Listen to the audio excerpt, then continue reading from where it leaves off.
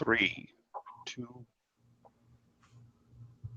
All right, hello everyone. Welcome to another Veritas Voices, and I am here with the usual group of suspects. We have, and of course I'm getting double audio there. Usual group of suspects. With me is Revelation and Lilith Liberated, and once again we are on the Great Debate Community. So I would like to thank the Great Debate Community for hosting us, and I would also like to thank, of course, Steve McRae, who gives us this opportunity. I think it's marvelous. So thanks to that. I'd also like to thank John Peterson, who is here. He's always just amazing, and he's going to be monitoring the live chat and kicking up questions and making sure that we all stay in line, which is also kind of a full-time. I think Jim Majors has an easier time with his horses than so I'm thrilled to be here, and so I think let's maybe if everybody just introduces themselves real quick, and then we'll get into the topic. So let's start with Renee. Yeah. Hi everybody. I'm Renee. You may probably know me from the first 2 episodes of the Veritas Voices. I'm also very active on Twitter. I like, if you're watching, then you may know me from Twitter. I'm very active on there. I am 22 years old. I am an atheist. I live in Germany, specifically in Bavaria. And professionally speaking, I am a university student, and I am thrilled to be here. I wanna like Nick. I also want to thank the Great Debate Community. I want to thank Steve McRae specifically. It's very nice to have this opportunity to be hosted on this channel. So I'm very grateful for that. I'm looking forward to the dialogue, and I'm glad to be here. All right, thank you, and Lilith, please. Hello, I am Lilith. You may know me on Twitter as Lilith Liberated. I'm certainly on there frequently, very active most of the time. Life gets in the way occasionally, but you know, yeah, who cares about reality? In any event, I am an ex-evangelical, so I have quite a lot of interest in these debates about religion and theology. I always took it seriously. When my opinion changed, that changed a lot, but it didn't change me fundamentally. Yeah, and a lady never tells her age. Well, I'm just, what I think I'm going to do, I see you have a drink there, and I think I'm going to grab a drink too. And what I'm going to do though is I'm going to play a drinking game every time. Now, are you white boxed, or because you're still, I don't know.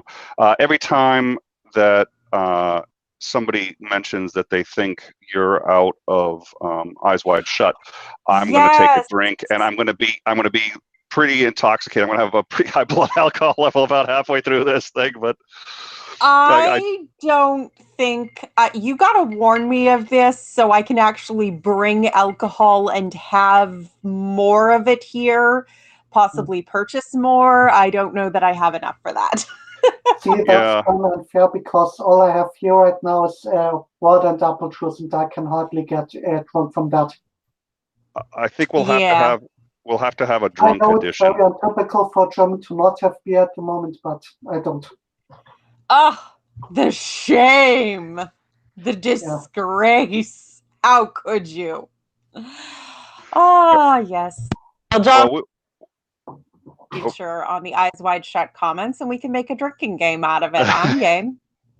I love it. I think that's a great idea. Well, I think everyone's just jealous because that's a spectacular mask. Well, thank you. So I think the other thing I just wanted to point out was everybody here, we're going to have links to everybody's YouTube channel if they have one. We're going to have links to their Twitter accounts and Patreon if they've got that too. So if you like the show, if you like what you see, we're going to be starting our own channel. We've actually got a channel, and that's going to be linked, and this is going to be mirrored there. And so please, if you like what you see, support and engage with anybody and everyone here, and also find us on the Veritas Voices channel, which again will be linked. It's not in the description now, but it will be by the end. We're also going to do a link to John, who is really just sort of keeping the show running. When I do this stream, we get like the Mobius stream that just keeps going on forever, and like 8 hours later, everyone's checking in. And, yeah, so problem with Google Hangout time. It was some sort of, I don't know. Every once in a while, Google gets a bit wonky. Yep.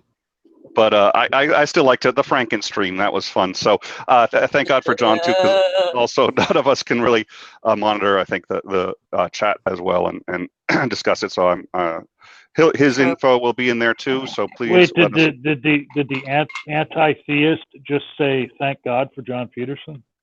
Oh God, John, you just got to start trouble. We've barely finished the intro, and you're killing me. Can we just start saying thank Hitchens? I mean, neither of them can do anything, but I certainly like Hitch a lot better. Let's do that. So thank Hitchens for John, and but I may retract that by the end of this show. We will have to see. It depends on his behavior. Yeah. Yeah.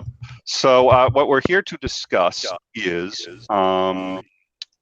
definitions and equivocations, and I think there's a lot of people who are asking what we were going to be talking about. What does that mean? And I think we're just going to discuss common language and common words used in religion and how are they used and used in anti-theism, and what does it mean. And I know everyone's got a lot to say on this, so I think we decided we were going to start with faith.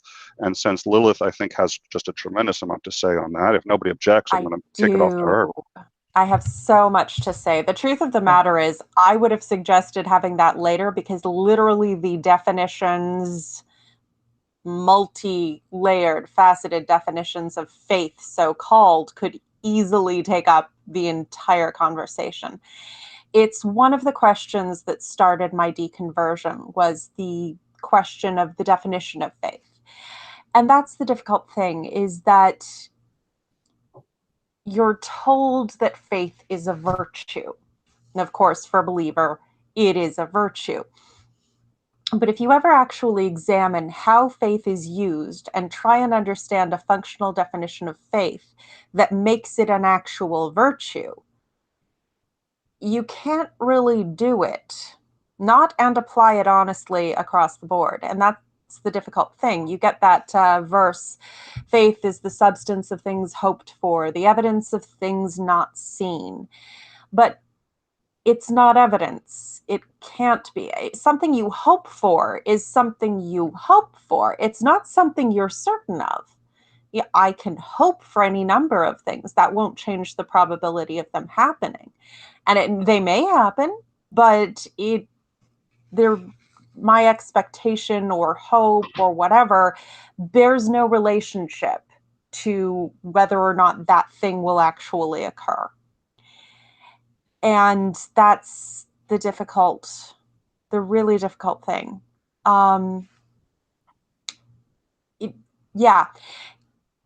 You'll find it almost impossible to find two Christians who will give the same definition of faith without just spouting that verse and, quite frankly, not thinking about what they mean by that.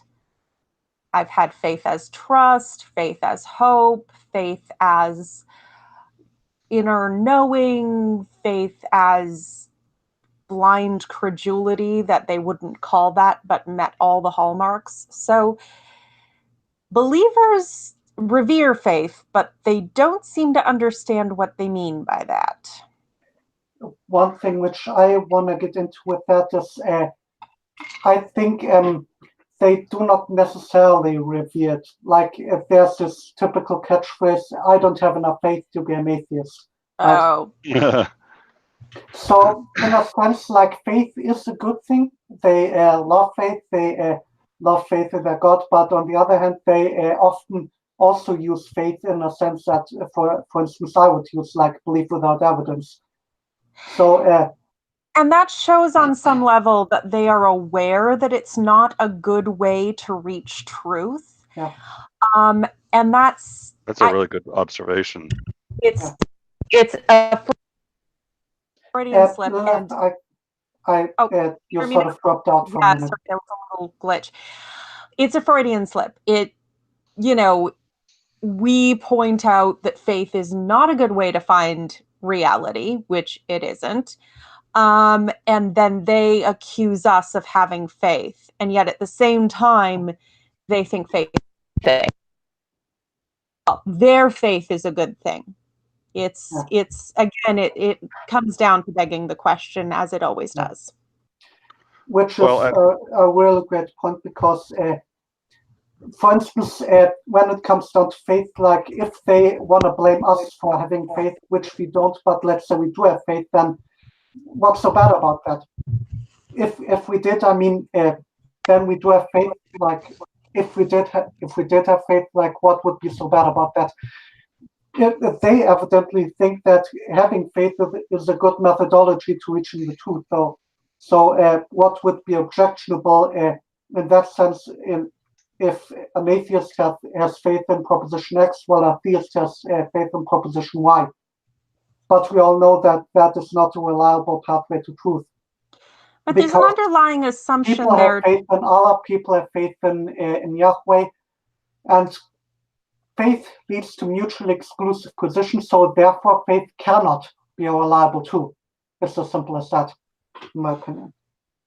No, I think you're right, but there's also an underlying assumption there that we are atheists because we want to be atheists, because it's such an appealing position. And although I do find it appealing now, because I've discovered certain freedoms in it that I never experienced before, if you had asked me as a believer whether the idea of being an atheist was appealing, I would have said no. Very no. And they seem to think that it's like people are atheists because they want to, do all, go wild and break the law and stuff like that. I'm sitting there going, there's no evidence that atheists are any crazier, do drugs or anything like that than believers. So I that's an interesting argument. I do think as we secularize just across the world, there is more value placed on evidence and truth, and I really because it works.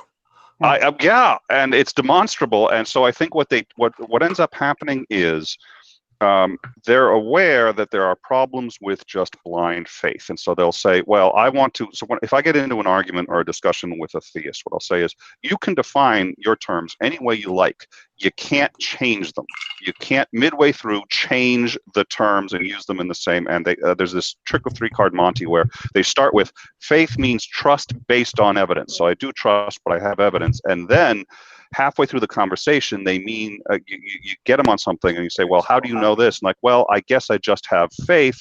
And since you, Nick, already accepted that faith is okay, it works here. It's like, no, I accepted faith the way you defined it. And you are now, three-card Monty, you're using it differently, and it's equivocation, and I see that a lot. I don't mind how they use faith, but they have to stick with that definition. They get really mad if you try and pin them down too. Like, I looked up the definition of faith, just the first definition on in a discussion with a theist ages ago. Siri, define faith. First thing that came up. Belief based on conviction as opposed to evidence. It's based on the strength of your conviction. Fine.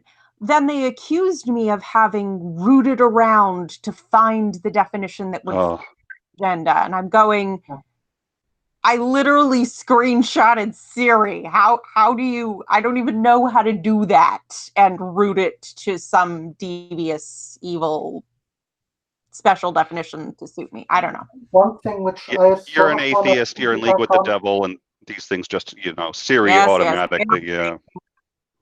One thing which I want to say sort of to piggyback on something which Lilith said, is that sort of we don't want to believe in God, and this is probably going to shock you, and I suspect that this is going to be a sort of a bomb drop, but it's not necessarily the case that I want to be an atheist.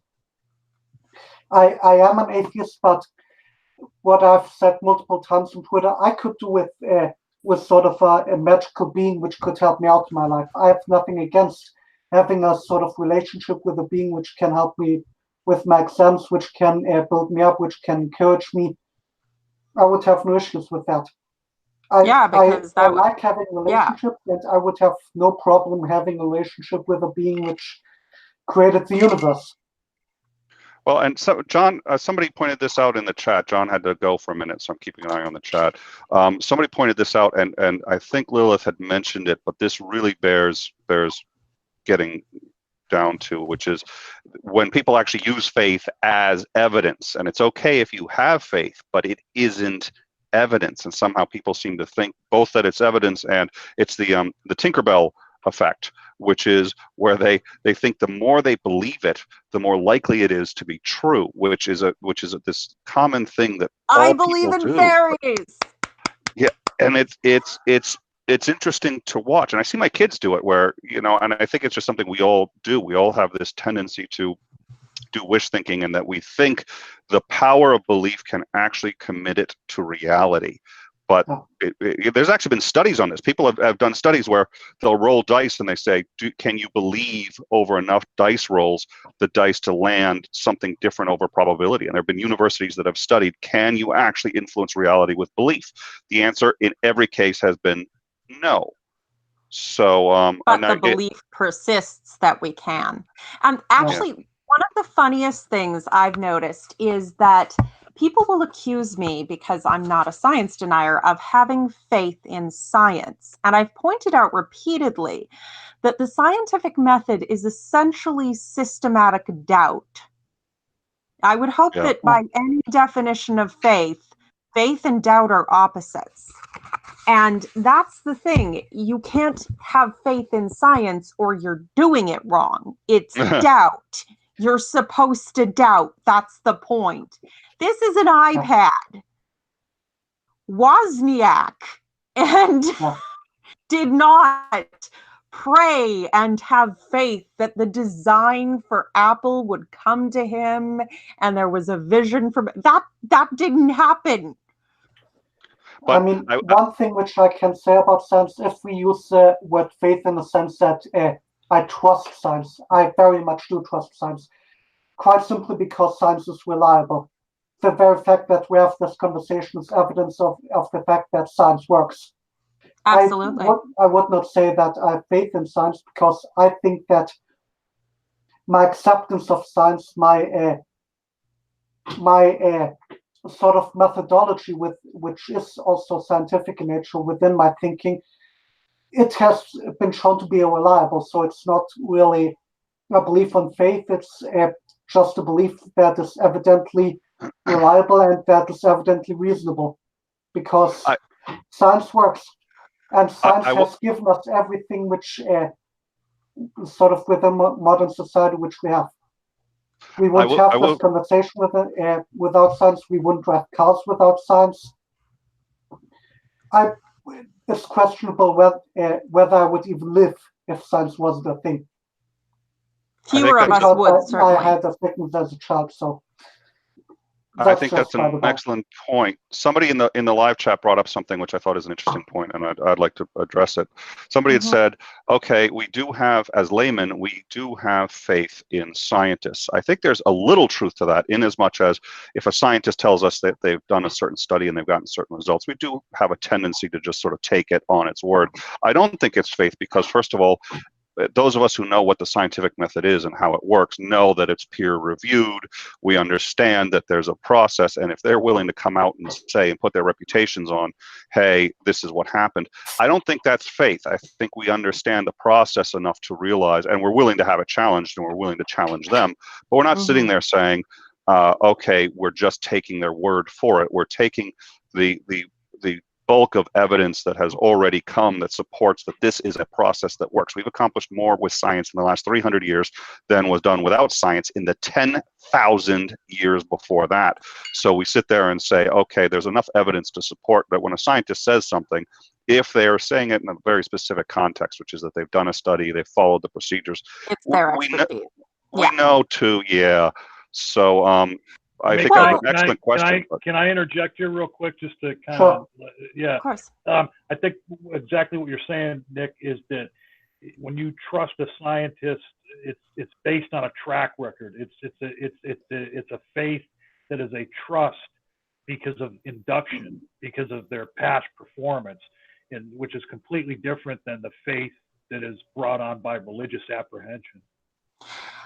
I was going to agree and say that it actually matched the one of the definitions that Nick gave of the, belief based on prior established trust and evidence. Ironically, that kind of faith, which honestly I don't think should be called faith, but fine, whatever you want to do, would be the only faith we could possibly have in science. And yeah, like Renee pointed out, literally everything on this screen is because science. The Google Hangouts, YouTube, live chats, the capacity for us to line up across time zones all around the world electronically on beams of light. Even literally us as humans. Yeah, and it's quite probable in every single one of our ancestry that we owe either our survival or the survival of one of our ancestors to science. And that's so literally none of this would be happening without it. And we can see how it works. Well, yeah, please. sorry. I was just going to say, you said that we tend to take what scientists say more or less at face value, at least if it's their area of expertise. And I agree. But then at the same time, I can check. I can challenge it. And I don't think the scientist is infallible. I simply think that they know more about the topic they've studied for years than I do. So even if they're wrong, they're probably still more right than me, which is, then you get into degrees of right. And a lot of people who, they want absolute truth to be this sort of thing you never have to think about again. And I don't think that's a very adult way to look at the world. No. Well, I'd like to make also one thing which I frequently hear from religious people, like the Bible is sort of reliable because it never changes, right? And science is unreliable because it changes every 20 years, but they have it exactly backwards. Why? Because science is self-correcting. The Bible will always be wrong. It was wrong and it will remain wrong. But science progresses, it becomes progresses. We come close to the truth. We correct our results, and eventually we will get to a pretty close approximation of the truth. I have literally, I want to make a couple of quick comments. First of all, we touched on induction twice, and so I did want to, I know Lilith had mentioned that she was going to mention, because she had thought about Hume's problem of induction, and we were going to talk about, do atheists have faith? I think we do in the sort of worst possible sense, but only in properly basic beliefs. And we discussed that a while back, and so I don't know if anyone wants to necessarily deviate from the topic, but maybe before the end we can get to that. I will say that science has, what is irrefutable, and here's the thing, because people will be literally, I have had discussions where people have said, oh yes, I'm on antibiotics for XYZ, I had pneumonia, and they'll be popping the pills. They're like, I got to take this pill, literally, while they're saying, now, science hasn't done anything for me. Science doesn't do anything for anybody. And I'm sitting there going, oh, dear Lord, there's no self-awareness here. It has reduced the infant mortality rate for most of the human race. Most of our existence, infant mortality rate was 30%. Mother's mortality rate was hovering close to 50%. Now the infant mortality rate is 0.03%. I mean, that's staggering. Human life expectancy has gone from 34 years to 87 years. That's science. That is science. That is the antibiotics. That is air conditioning, which you please do not underestimate that. That's electricity. That is plastics. That is sterilization, pasteurization, all these things. But it's so ingrained and we're so used to it that people could literally be in Texas in 120-degree weather, which would be killing people, and they're in a nice air-conditioned room saying, what has science done for me? Yeah. It's true. It's true. And I just wanted to mention, I had a similar experience with my father. He's always said all his life, I'm not going to live any longer than God wants me to live. It's, it's God's will. When it's your time, it's your time. And I just, at one point I was like, Dad, that's not true. If that was true, you would not have survived your heart attack. It was because of doctors that you survived your heart attack. Like, there are statistics essentially eliminate that. If it was the case that it was just your time, it's just your time, then why are people dying at this, living much longer and dying at a lower rate proportionally of different things? Yeah. I'll bet he looks both ways before 100 years crossing the street. One thing which one has to say also is the thing with dementia. I mean, people have dementia nowadays. That wasn't a thing 2,000 years ago in Jesus' time. Long enough. Because we live long enough, and that's the thing. Like, I do think because when I was like 13 years old or something, I had like a serious lung disease. Like I was legitimately in the hospital for 2 weeks. I do not know where I would be right now if I didn't have modern science and modern medicine at that point. All right, we rely on science every day, and science saves lives. Praise be unto Alexander Fleming, who invented antibiotics. So did we have anything else we wanted to say on faith, just in terms of the definition of the word and how it's used, and are either objections or agreements with it, or did we want to move on to another word? One thing which I would propose maybe is if John maybe has sort of a comment from the YouTube audience. I can imagine that there would be. I'd like to interject as the audience. I'm an audience member. Let me interject this. As far as I find it interesting that a lot of theists will equivocate on the word faith, and they'll equivocate in both directions. They will try and accuse atheists of I'm getting my voice back at me. They will try and accuse atheists of having a faith, a religious-based type of faith, and then at the same time, they will try and claim that their faith is not from religious apprehension, but that they trust God, that they're using it as a, faith as in trust, and so I just find it interesting that they'll equivocate both ways on that. Yeah. Well, Lilith would know this. I would think that would pretty much beg the question, right? I mean, I often heard said on the internet, on Twitter, like Christianity is not a religion; it's a relationship with Jesus.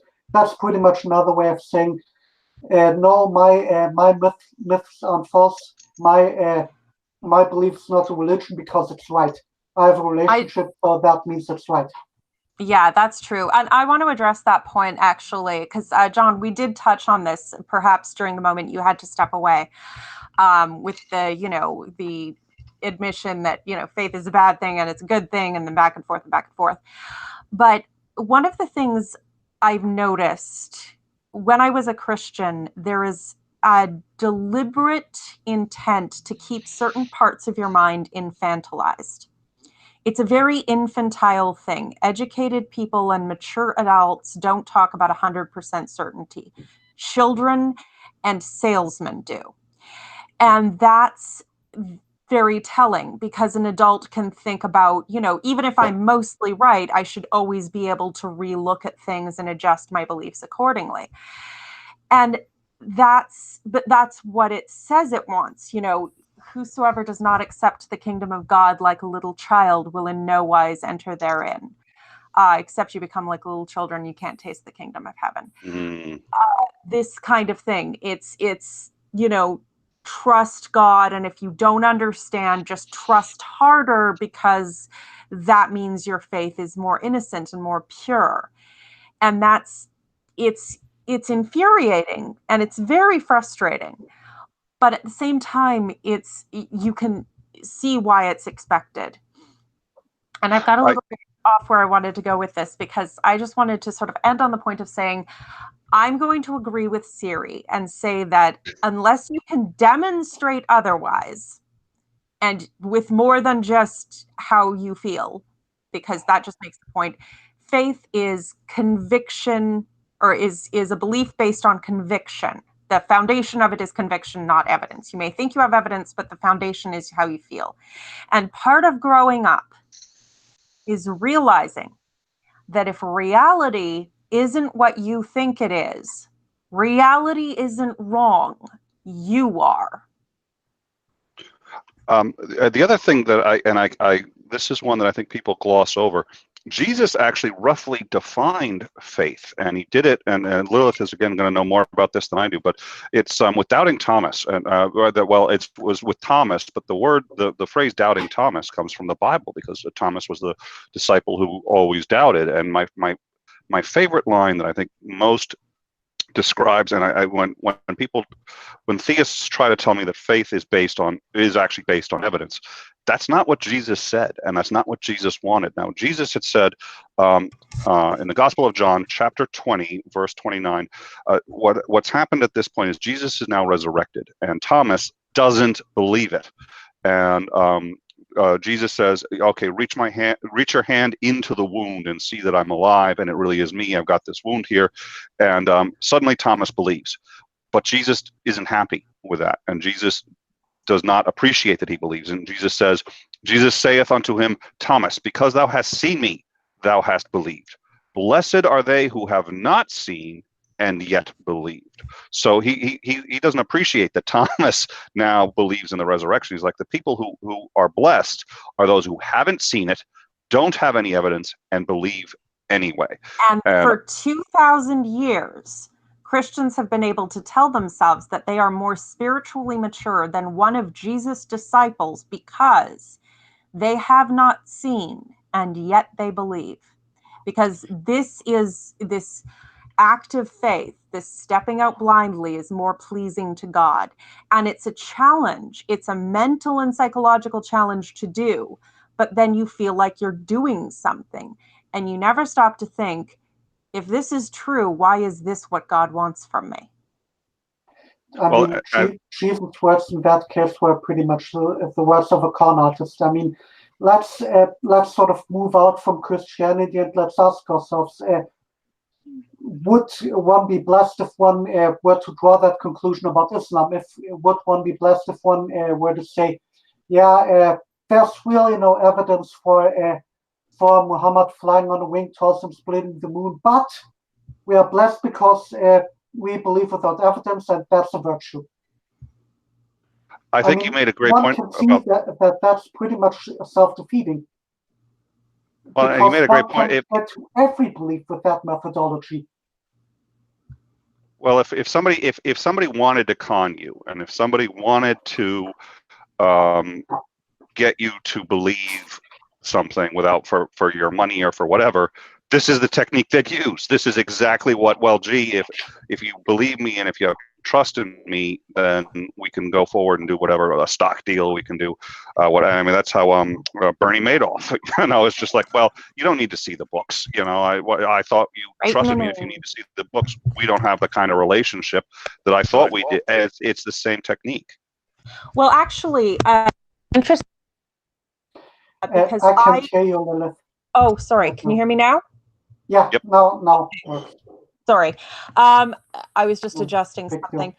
But I will always promote the YouTuber Theramin. You're having voice issues again. I know.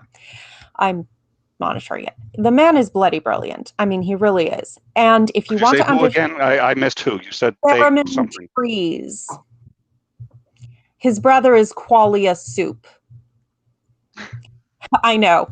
They're both brilliant YouTubers. And if you want to understand the psychology behind belief, watch them.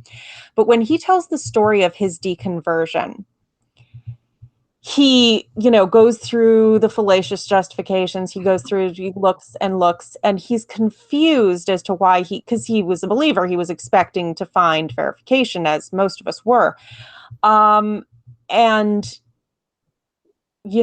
he goes and tries to look at the presumption at the base of it all, which is faith is a virtue. And he's like, no, it isn't. Faith demands that you believe in the absence of expected evidence and in the presence of conflicting evidence. But how do we detect lies? with the absence of expected evidence and the presence of conflicting evidence. There is literally no better system in the universe for protecting lies. If you can think of one, I'd be delighted to hear it. But, you know, the fact that every con man and shady sales technique is used to evangelize, the fact that the system of faith is the exact system that is best served for preserving a lie, you know, it's a bad con in every other part of life, but it's going to tell us the truth about, you know, the foundation of the universe. No, why would you think that? If I can interrupt for 1 second, so we've had a couple of requests actually from the live chat for links to those, Thurman trees. So do you want to either put that in the live chat or just put it in the group chat here, and I can put it in the live chat? But there are people who are interested and they have asked for the links. So absolutely. One thing which I want to mention concerning faith, because as I already said earlier, I think to you guys, I recently watched a talk by Ray Comfort, and he pretty much basically said, well, we can't really convince them intellectually, so we'll just evangelize to them. And one thing which I've noticed is that Ray Comfort within his evangelism uses a lot of psychological tactics to get people to go with this shtick. Sort of he what he doesn't see goes through them with an argument which is called the good person test. Are you a good person? So he asks them, well, have you ever lied? Well, Jesus said X about lies. So if you have ever lied, what does it make you? It makes you a liar. Have you ever stolen something? Most people would say that they have stolen something in their life. I personally haven't, actually. But then he goes says on to the tactic things without asking. So if as a I've not done child, that either.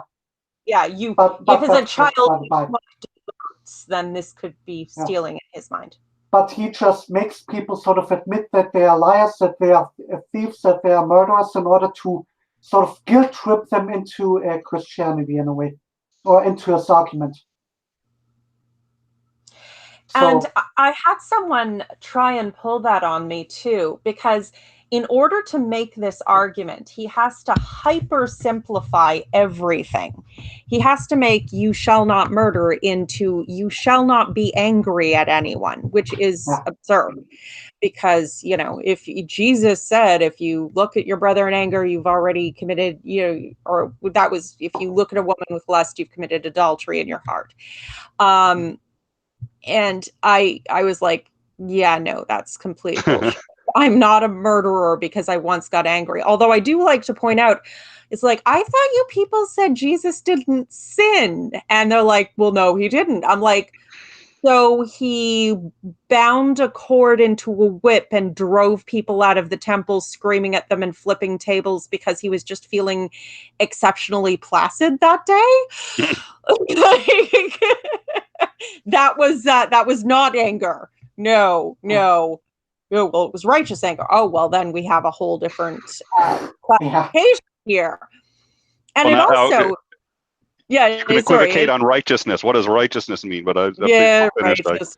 Whatever Jesus does. whatever I need it to mean at the moment, basically, right? But also the whole thing about they actually ruin the only well thought out and intelligent commandment. The 10 commandments are crap. There's only 3 of them that make good laws, 4 of them at max that are moral, and with the, you know, do not steal, do not commit adultery is, well, moral, but not good as a law, especially not where you're killing people over it. Don't kill, obviously. But the only intelligently written one, by the way, this gives God a 3 out of 10, which is not even a soft pass if we're marking his moral homework. That's like, you can't even, not even, well, we'll let it go this time. No, that's full fail. But the only well-worded one is the one on perjury. It's actually subtle and nuanced and very, very good. It's you shall not bear false witness against your neighbor. Witness isn't just speaking, it's speaking in court, speaking under oath. To deliberately lie in order that someone should be convicted falsely is a morally reprehensible thing to do. But to compare that with the child who says, no, I didn't eat the cake because their dad got really mad and they're scared, it's beyond absurdity. What I thought was interesting too, you had brought up essentially, and Hitchens, I think, nailed this beautifully when he started talking about thought crime, about and that this is really Orwellian, and the fact, if you even lust after, if you think about, if you doubt, if you don't control your own thoughts properly, you failed in some way or another. And I think that too makes it extraordinarily scary and very easy to control, because you're literally being Orwellian. You are controlling what people are allowed to think and what they're allowed to question.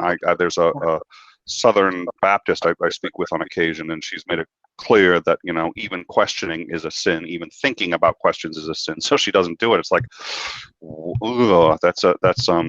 again, while she's in terms of, there's obviously there is a huge quantitative difference between that and one of the 9/11 hijackers, but actually qualitatively it's identical. It's absolutely identical. They just will not consider that what they're doing is wrong.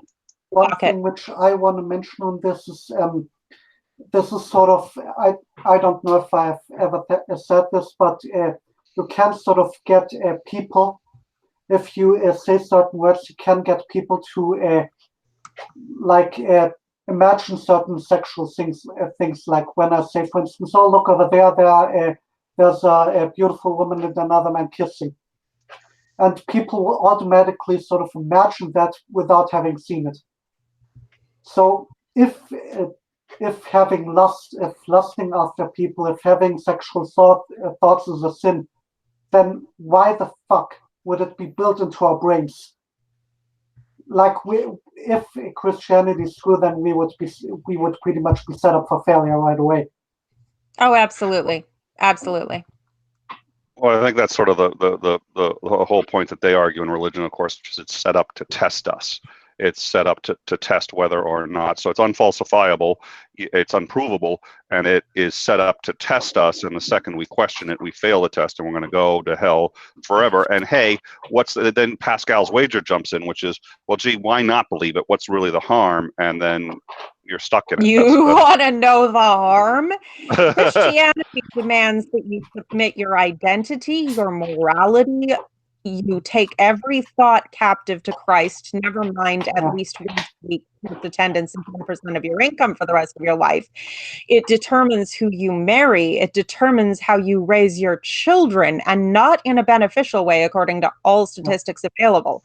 You may count your integrity, not you guys, obviously, but whoever tells this to me, I'm like, you may count your integrity, your identity, your independence of thought, your moral and intellectual integrity as nothing. I bloody don't. That's everything. Yeah. Everything I value. That's also sort of the response I give when they ask, well, you should just believe, what do you have to lose?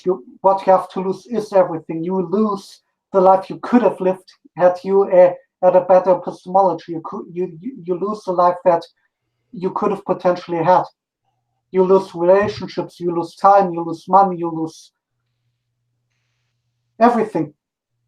Yeah. But as far as Pascal's wager goes, I sort of have like a kind of a new tactic to that, in that sense that I ask them, well, what if there's a God, but he prefers atheists? So you better not believe, because what if that God exists and he wants you to not believe? Yeah, well, there's Homer's retort to Pascal's wager. What if there is a God, but you're praying to the wrong one? And then every time you go to church, you're just making him madder and madder and madder. So better not go to church. I like that one. Homer do Simpson. like that was in the Simpsons. Yeah, there's a great. All hail Homer! The response to the Pascal's wager, and I mean, yeah, it's pretty much it. most of the arguments for Christianity only work in whatever limited way they do if you eliminate all other concepts of God than the one that they are using. And that's just not a reasonable thing to do, especially without any discussion. And that actually brings me to my biggest point on definitions. The reason that I consider myself a Gnostic atheist as opposed to agnostic is that Christians can't define God. Not even in a, like, just a functional, so we both know what we're talking about kind of thing. I tell them, look, you have the burden of proof, you've made a claim, but I will take on a burden of proof that I don't possess. I will disprove your God if you will only, and this is all I require, give me a functional definition so I can. That's it. Yeah, I was actually interested in because of the ontological argument. Speaking of definitions, the ontological argument for God is essentially, first of all, it uses equivocation, and it's an attempt to define God into existence. It's a cute argument. It's a fundamental tenet of theology. It should be noted that God is incomprehensible to our tiny pea-brained minds. So the argument for God rests on our being able to conceive of a God that is doctrinally inconceivable. Yeah. And this is not a contradiction because... I think there are various versions to the ontological argument, but sort of the classical ontological argument I reject purely on the...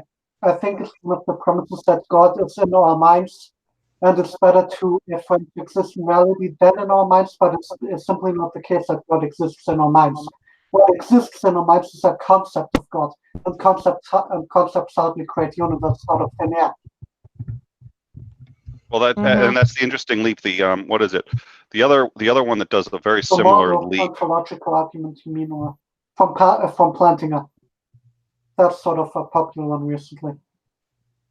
There's another argument that does the same thing. It's trying to move from a deistic position to a theistic position. So they try to say, okay, will you at least grant that there's a prime mover, and we will call that prime mover God.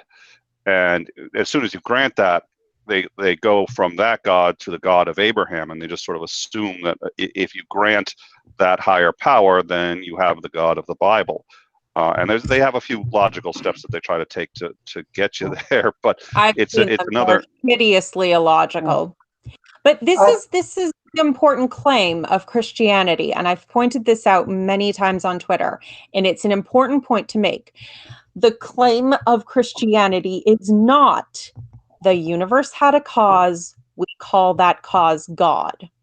Yeah. The claim of Christianity is the universe had a cause. That cause is sentient, intended the universe, intended us. It is personal.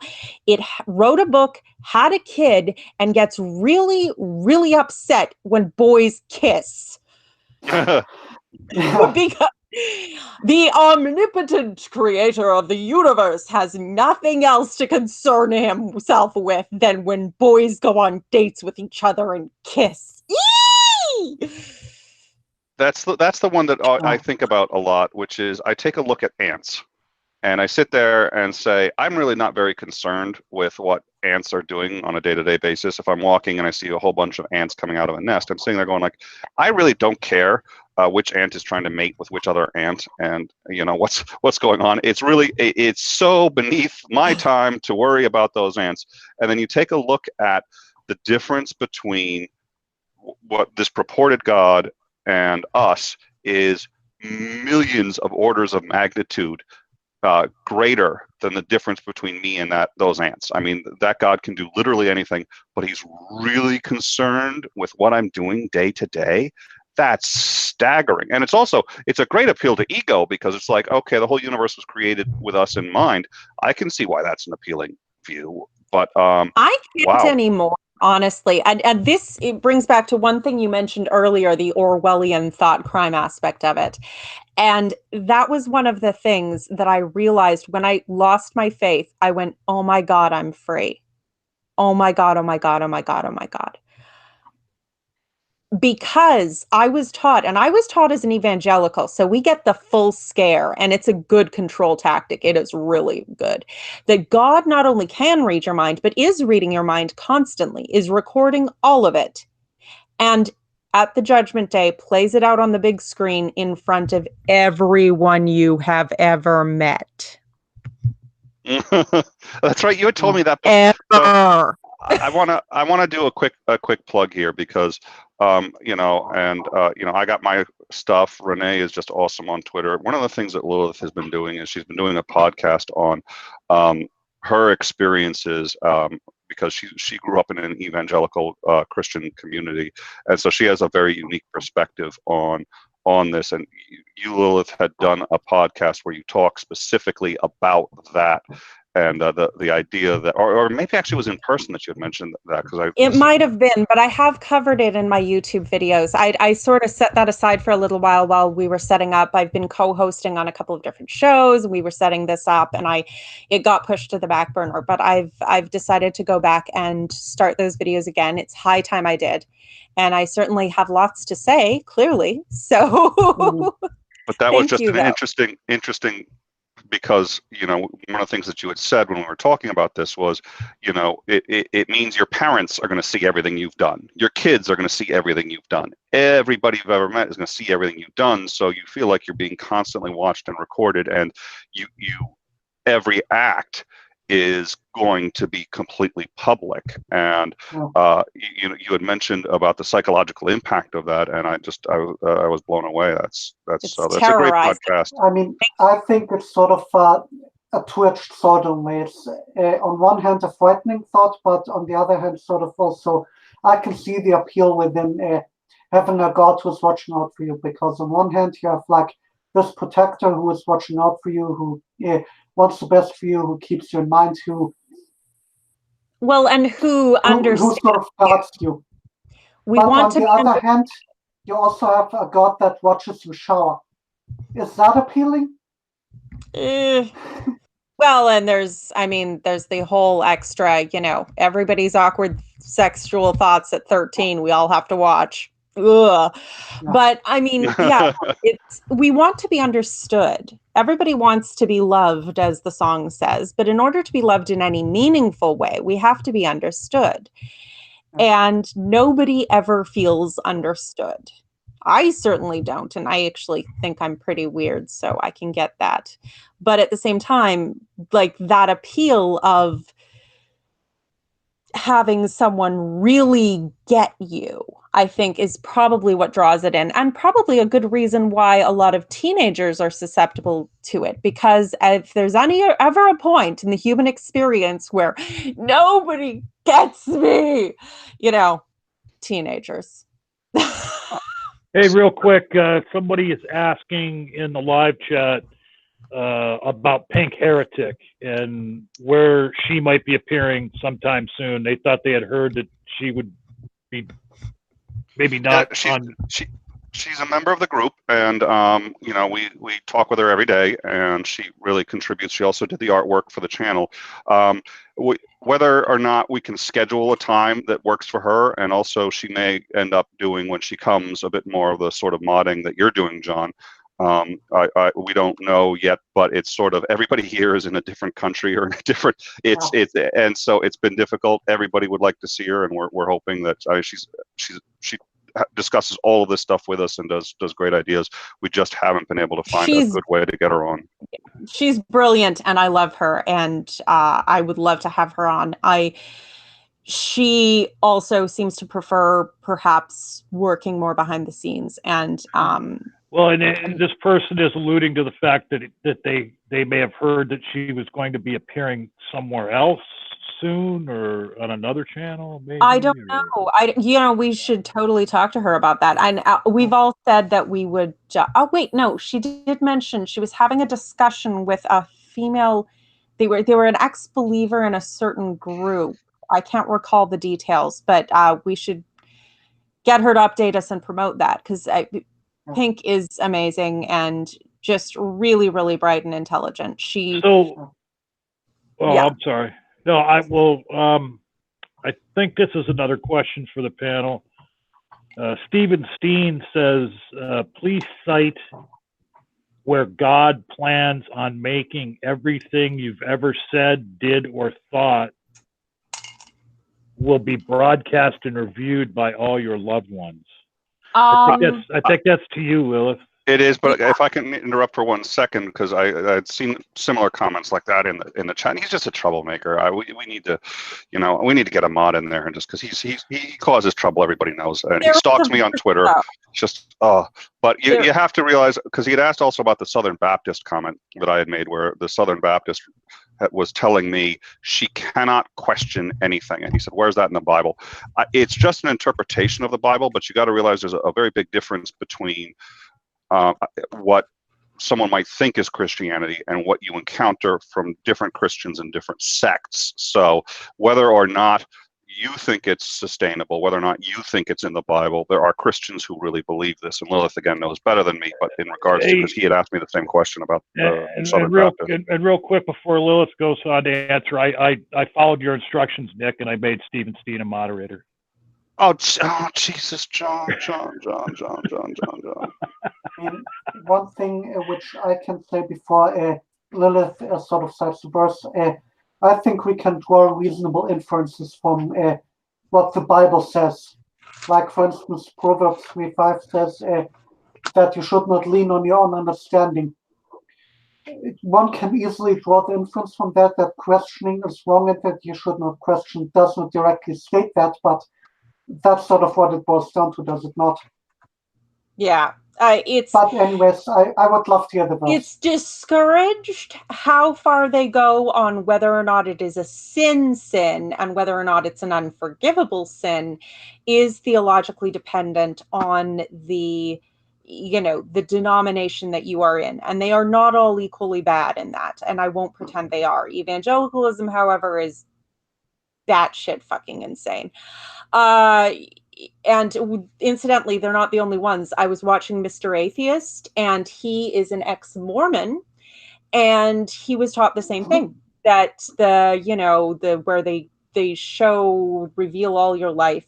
And I'm trying to find the verse, which is where it talks about, being judged before the angels and the saints, and the secret thoughts of every heart will be revealed. All that is hidden will be brought out into the open.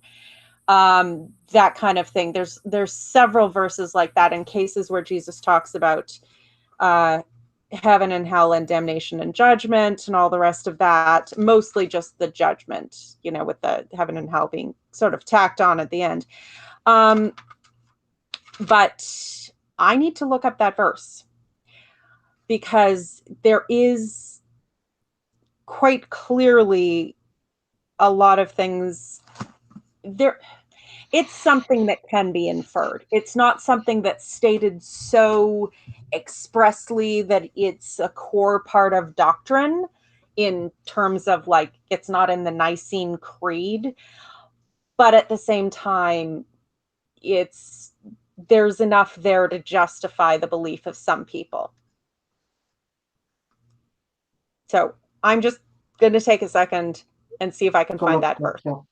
Let me just, I think, just because Stephen was also in the live chat, and he and I have had awesome engagements. I love the guy. I don't know my sense of humor. Sometimes people don't get it.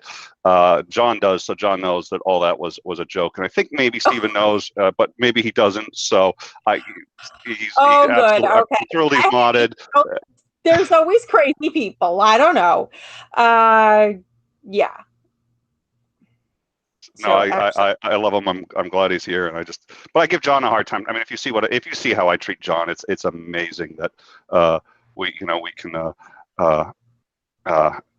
It's absolutely amazing that he puts up with what I say. I don't believe it.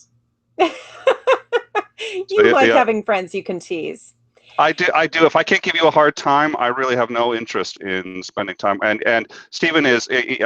No, he's great. We've had awesome exchanges, and he's actually the perfect kind of mod too. I think what's his name, McCrae there would be thrilled to have him. He's great. And if he asks, the problem is I only teach people who ask good questions. Truth be told, I give him a hard time for asking good questions. So if he was asking poor questions and wasn't challenging, I wouldn't give him a hard time. So. Of course. Don't worry about it. I might actually have to do some searchable things later because I should have. Yeah. Well, you never know what you're going to. Well, we do have a couple other words, but we've hit so many. I also was thinking, because we talked about love, and love I think means different things in different contexts, including God and personal relationships. So. We may be getting close to the end. I certainly did. Again, Lilith, if you wanted to, if we're not diverging too much and wanted to discuss that faith thing, because I do have the position that even science does have unfortunately some faith-based tenets. Can I ask something instead of getting to the faith thing? Because as Lola said, that could maybe be its own program. If you guys have run out of terminology to talk about, I'd really love to hear a few minutes of Lilith tell us how she has solved Hume's problem of induction. Okay, I had thought about that, and I was actually going to say that tracks back to Nick's claim that he has faith in the method of induction. Now, I haven't been able to sort of put together a logical syllogism that is going to respond to this, but I have looked at it in terms of just looking at the past for the past and drawing conclusions about the past, not about the future. For one, induction is something that seems instinctive to us because it's how we learn to interact with the world. As babies, there's a stage we can observe where object permanence becomes something they comprehend, and they know that if mommy, disappears, then that doesn't mean she's doesn't exist. And kids playing peekaboo are learning that. They are literally learning to use induction, that when I go, I'm going to come back out and go, that's the and you do it over and over and over and over, and you repeat and repeat and repeat and repeat. And that's what induction is. It's this happens and then this result. It's making that connection in your mind. And I mean, that's the case with reality. If you hit something solid, it's there. You can hit it as many times as you want. It's not going to stop. But that actually gets into the concept of object permanence. If you go to the original atomic theory, as laid down by Lucretius and Democritus, they talked about there being essentially unchanging core particles of reality, that you could divide it so far, but there had to be fundamentally something about it that didn't change. And in that sense, that's the only way in which anything can be said to exist. One of the things that theists throw around a lot is chance, random, popping into existence, as though everything was possible second to second and could come in and out of existence ex nihilo unless there's a god to stop, a griffin from appearing over my left shoulder in the next 3 seconds because reasons.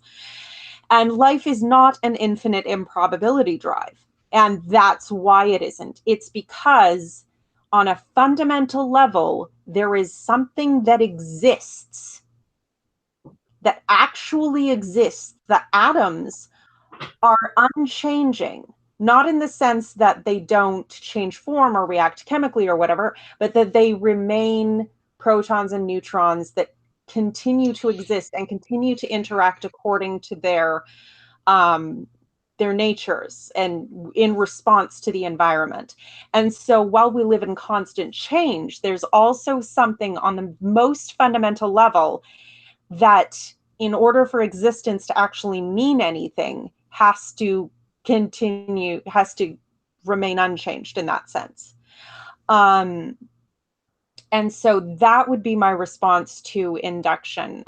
In terms of, for one, it's necessary. For another, we learn it through constant repetition from our very earliest cognitive stages.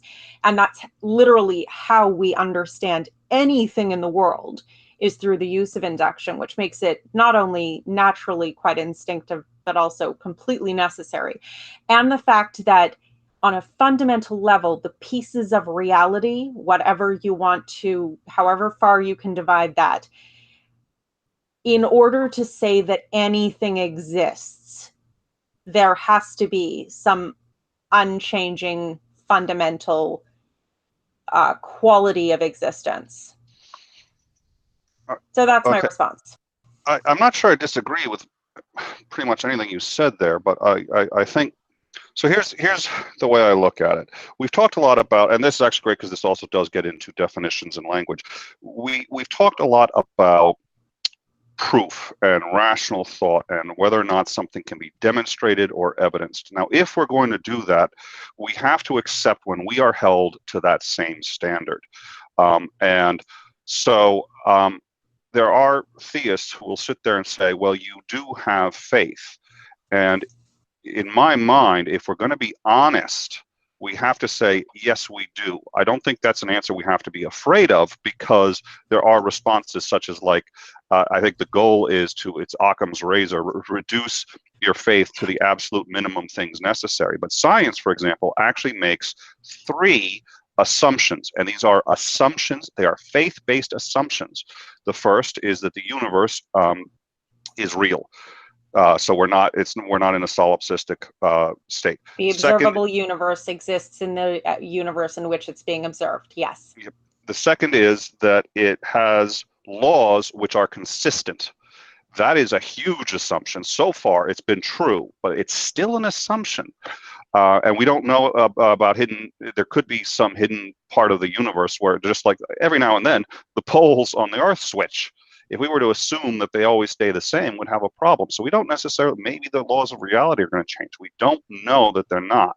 And there's nothing, well, I'll get back to that in a second. And then the third is that we can observe and understand these, we can understand these laws through observation and experimentation. So when I would not allow, when I'm discussing with a theist, I would not allow them to jump, like we talked about how you jump definitions, take that necessary understanding and say that somehow undermines science, because but they will do that, and that's one of several reasons why I do not say that. And also that I don't think it's a faith-based belief, because I don't. It's an experience-based belief, but we are capable of comprehending it and thinking, how would it be if this were not true? And I can tell you from being a believer, you are trained to the point where there is a certain way in which you cannot actually conceive of God not being real. For the longest time, you have to fight your way out of that. And so I object not to saying that it's an assumption. It's an assumption that's necessary, that we're cognitively aware of. But I object to it being faith-based. Isn't an assumption, though, a leap of faith? No, not necessarily. By definition. Well, then what is it? An assumption is, you don't have to make assumptions when you have evidence. If you're making an assumption, that strikes me as you're making the assumption then that evidence is valid. And again, induction demonstrates that. But then we go back to induction. I would say that the 3 assumptions you talk about science making come down to that point I was making about, in order to say that anything exists, you have to assume that on some level there is a certain type of thing, a certain stuff, matter and its properties and interactions. That's what scientific naturalism. The universe consists of matter, its properties, and its interactions. If matter did not have consistent properties and interactions, it wouldn't in any realistic way be said to exist, because it might pop in and out of existence. Who knows? So I got a question here. I have a question here for Lilith from the live chat. It's okay to say it's based on your experience, but why do you think your experience will inform you of the future? That's to Lilith. Well, and that's exactly what induction is. We've learned every time that we try it that our experience informs us of the future. And there's something I said a little while ago about how 100% certainty is something only children and con men, or, well, I said salesmen, but let's face it, con men, offer because it shuts off the capacity to reconsider. And so in that sense, I don't have 100% certainty because I'm always willing to reconsider if given reason to do so. Well, But given your, well, no, what I was going to say is given your answer, and that question was from CC Sleeper, by the way, and given your answer that, then basically I think you've hit on the crux of the problem, because what you basically just said is that induction works inductively. Well, let me, because she said 3 or 4 things that I'd actually like to quickly try to reply to. The one was, she said, well, I would like, or no, go ahead, Nick. Sorry. Okay, thank you. So the first is she had said, well, I agree, but I don't want to grant it to them because of where they can go with it. But then what I find happens is they accuse you of being disingenuous. So you have to grant them everything that. I disagree with the term faith, because I don't think it's being applied the same way in their faith and the assumption of induction. So that's why, because it's not being used. It's like Deepak Chopra talking about physics and energy. What he means by energy has dick all to do with what physicists mean by energy. I'm going to get to that because that was the second thing that you said. Because I agree, I understand why you're avoiding it, but here's the problem. So let's talk about induction specifically for a minute, because what we talked about earlier was being able to rationally demonstrate your beliefs. Now, in order to do that, you would form a syllogism of some kind. You would have 2 or more premises and a conclusion which is said to logically follow. That's logic. That's basic. That's rationality. One of the most common so one of the things that you had said was, well, we need it. I agree we need it, and I agree we cannot function without it, but that is not evidence of the fact that it's reliable. It's not evidence of the fact it's not faith. It just means we need it, and we have to assume it. And that is one defense I use against why we do it, and I think there are a whole bunch of defenses. But just because you have to, just because there's almost a gun to your head, doesn't mean that it's not a faith. It's not a defense against it being faith. Now, here's the problem with the argument. So, well, I'm fairly convinced of that. Sorry, go ahead. So here's the argument. So if you're going to make any kind of argument, one of the biggest fallacies that you see all the time is begging the question, or one of the premises that assumes or operates on the fact that the conclusion is true. That's begging the question. It's circular logic. We've seen it all the time. I have never seen anyone successfully make an argument, a rational argument, in defense of induction. And the reason you can't do it is the only way to do it is to assume it's true when doing it. And I think this is what John was pointing out. So when you say it's always worked in the past, so we know it's going to work in the future, or we think we will, you are using induction. You cannot use induction to justify induction. But there's no way to construct a logical syllogism that doesn't use induction. The logical syllogism is induction. No, it's literally deduction. The logical syllogism is deduction. Fair. It's deduction. You're right. Oh, seriously, I need lunch. But it is deduction. But then, do you use deduction to prove induction? I was going to. If you could, it would be deduction. I mean the concept of induction, not a particular piece of it. But I was going to say, well, no, Lilith, what he meant was, is if you had a proof for induction, that would in itself be deduction. Deduction. Yes. If you could prove induction deductively, then induction wouldn't exist. Induction would be deduction. The reason it's induction is because it cannot be proven deductively. In the sort of absolute 100% mathematical degree of proof, if you will, then. Fair. Oh God, I keep losing my train of thought. It's getting late, and maybe we're all getting tired. It's the reason I find it important is because I find that if I reject that, first of all, I find no grounds on which to. And I know Renee wanted to talk, and so I'm sorry. I'll get to him in a sec. But I find no. I want to say something. I find no. This Hume's problem of induction has been around for a while, and nobody has been able to solve it. The conclusion that everybody has reached when they look at this is you cannot rationally justify induction. We still use it. We have to use it. We're required. That's why it's what's called a properly basic belief. There's some beliefs that you have to have, or else you couldn't function. Like your memories are real. But when you wake up in the morning. You said that the fact that we have to use induction, like literally to function, yes, is not proof that it's reliable. Exactly. I don't see how that can possibly be true. Because you have to make an assumption, a faith-based assumption, that it will continue to operate the way it has and that the laws of the universe won't change. There are other assumptions you make, like, for example, that your memories aren't fake. When you wake up, there was a movie called Dark City where everybody wakes up in the morning, all their memories are fake and the memories are being swapped around every night. You have to assume that that's not happening. Now, we can get into really bizarre stuff if we want to there. I don't think it's worth it. But the problem is, once again, the only way to try to demonstrate that induction is reliable is to use induction. Therefore, it's a circular argument. So what Hume said was, there is no rational justification at all for using it. We do use it. We have to use it. And it has been reliable. We can't stop using it.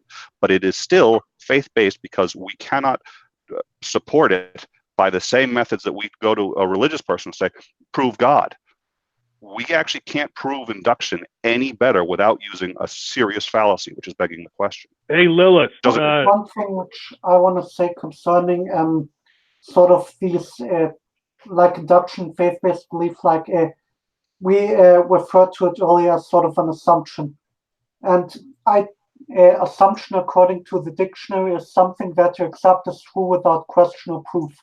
And I do think that we as humans hold certain fundamental beliefs, like when you get into it with a presuppositionalist, like the laws of logic or induction or whatever. And I think that there are some things which we assume from the get-go, which we cannot justify in a sense. But I also don't think that we necessarily need to justify induction or that we need to justify logic or something like that. I've never There's heard a presumption under there that I've never heard a presuppositionalist successfully argue the case that logic or induction or whatever would need to be justified.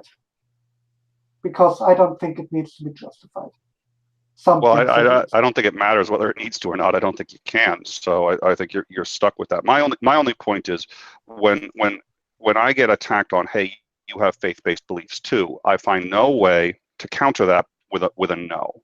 What I do find is there are ways to counter that you can say, yes, I do, but I have the minimum I have to have. Yes, science makes faith-based assumptions. It has to. We all do. But it works. I have to believe it's going to continue to work, because what other choice do I have? I have to believe my car is going to start in the morning.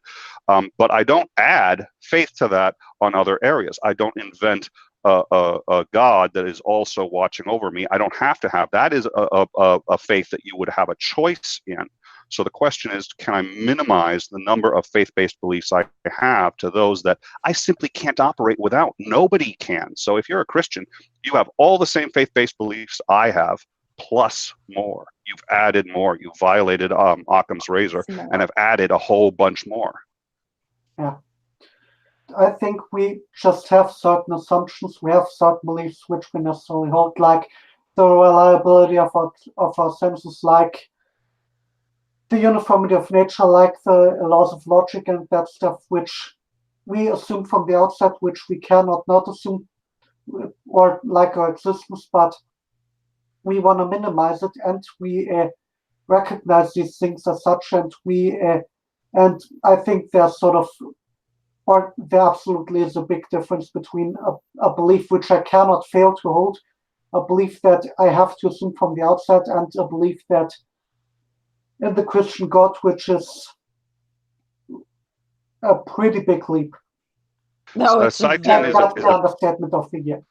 Sci-10 is a presuppositionalist, and somebody brought up in the chat presuppositionalist, and that's one of the things that they can hit you with, is that you do. So that's why I think this understanding is important. But I will say this: I'm also psychic, and I know exactly what Lilith is thinking right now. She's thinking, why on earth do we have a philosopher in this room? This is why I hate philosophers, and this is why I get on everybody's nerve.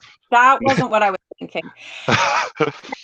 The difference Lilith and Bruegel. Sorry? No, I was going to say Lilith was thinking, why did I ever think I could solve the problem of induction? No, I didn't say I could solve it. I said I had some thoughts on it. I misunderstood. Yeah, okay. No, it basically, by definition, the observable universe exists in the universe in which it is being observed. In order for something to exist, object permanence is a necessity, and object permanence allows induction. That's my reasoning. Now, I'm not calling it perfect deductive reasoning, but the point is I have a way to justify my use of induction beyond just, because I have to. Not beyond because I have to, but is something more detailed than just faith. Because you just used in induction, if you map that out logically, that defense actually adds nothing. Because what you're saying is my belief in induction is that induction has worked in the past, and that's using induction. So it's actually, it feels like it's a defense. It doesn't justify it even in the slightest. And again, that was Hume's argument. There is zero rational justification. I get the philosophical, there's no way to justify induction without induction circle. I'm saying that when you're talking to a person, I've thought about induction in those terms.